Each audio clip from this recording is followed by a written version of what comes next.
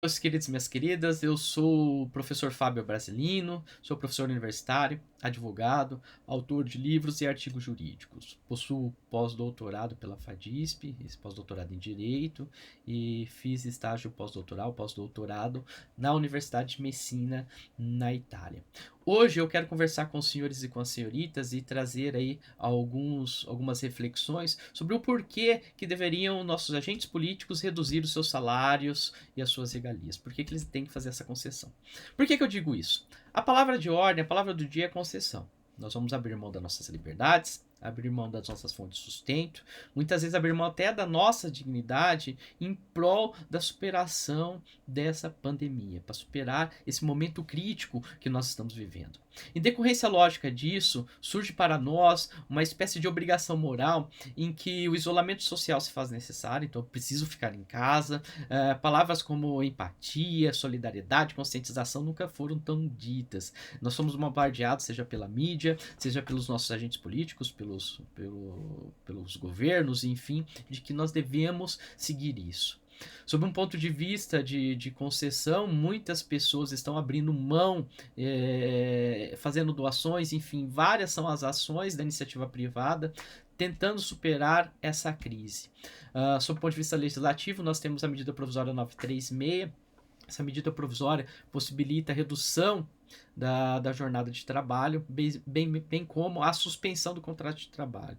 Isso, em termos práticos, se importa na redução dos salários. Por que redução dos salários? Porque essa parte que você não vai trabalhar, quem vai pagar será o governo, mediante seguro-desemprego. E nós sabemos que o seguro-desemprego ele não é o mesmo salário. Nós temos uma redução do salário dos trabalhadores, que, por exemplo, quem ganha em média um salário de 1.566,61 é de 80%.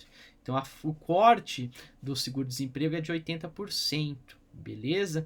Então, nós estamos falando que parte da população que é mais vulnerável economicamente possa ter o seu salário reduzido aí em até 20%.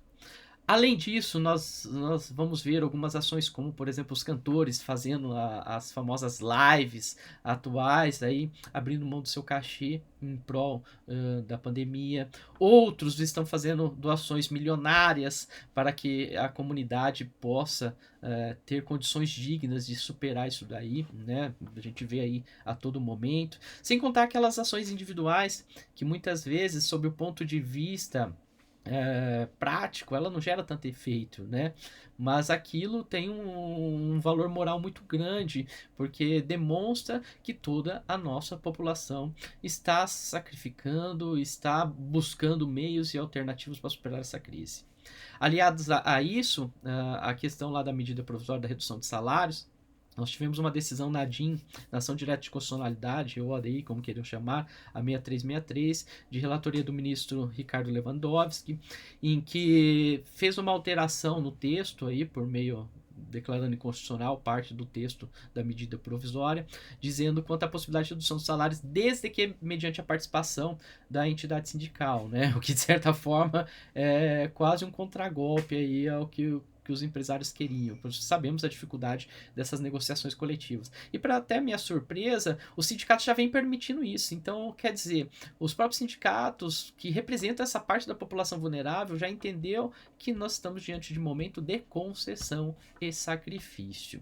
Além disso, pensando aí sob o ponto de vista empresarial, associações de shopping centers acabam sacrificando os seus locadores, isentando os locatários de pagamento de aluguel, enfim, são várias atitudes que nós, da iniciativa privada, estamos tomando e nos reinventando no intuito de ajudar e pensar coletivo, de como superarmos isso.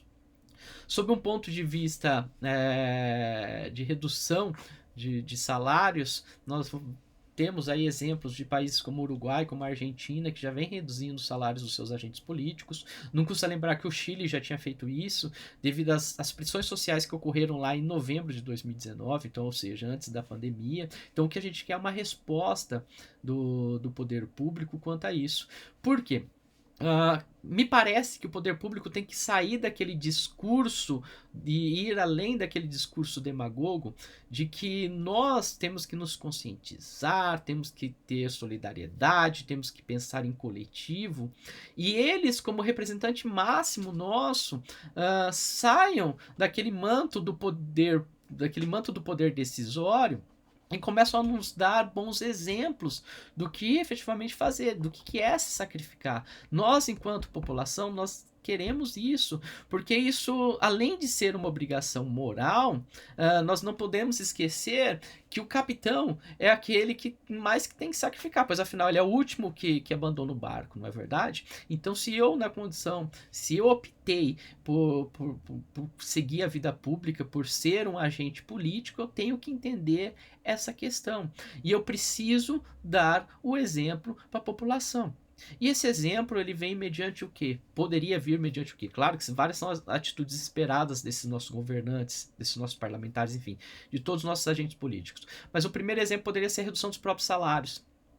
Claro que ninguém quer reduzir os seus rendimentos. Isso é óbvio. A iniciativa privada também não quer, mas nós precisamos de uma resposta, nós precisamos de um exemplo de civilidade desses nossos governantes. Não custa lembrar aqui que a questão da moral está positivada como uma norma jurídica lá no artigo 37 da Constituição Federal, que é o princípio da moralidade. Então, quer dizer, não é só uma obrigação moral fora do direito, nós temos uma norma jurídica que exige que os nossos governantes tomem esse tipo de atitude. E é pensando nisso que nós temos que cobrá-los de que agora é um momento que vocês, na condição de governantes, devem mostrar para a população que todos nós estamos fazendo sacrifícios em prol da resolução da pandemia.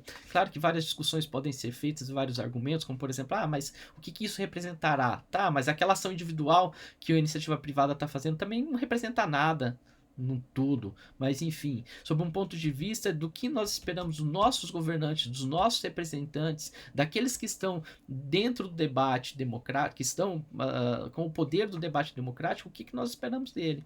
E é sob esse ponto de vista que eu gostaria que todos vocês que fazem discussões muitas vezes acaloradas nas redes sociais, defendendo seus pontos de vista, seja você de direita, de esquerda, terceira via, enfim, o que for. Esse mesmo entusiasmo que muitas vezes a gente defende um político, poderia ser utilizado também aqui para que a gente cobre desses políticos pois é uma vergonha todos nós estarmos fazendo concessões, sacrifícios, muita gente sem ter como pagar folha de pagamento de funcionário, mas estamos lá firmes, lutando, se reinventando, enquanto a classe política nada fala sobre isso.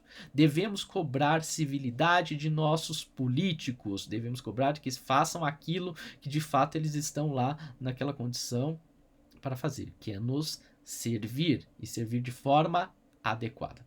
Pois bem, minha parte eu estou fazendo, estou gravando esse vídeo, vou fazer um texto também que vou disponibilizar e estou mandando para todos os parlamentares e todas as pessoas que eu tenha acesso sobre esse ponto de vista. Faça você também a sua parte, caso for o seu entendimento aí, fique à vontade para divulgar esse vídeo, beleza?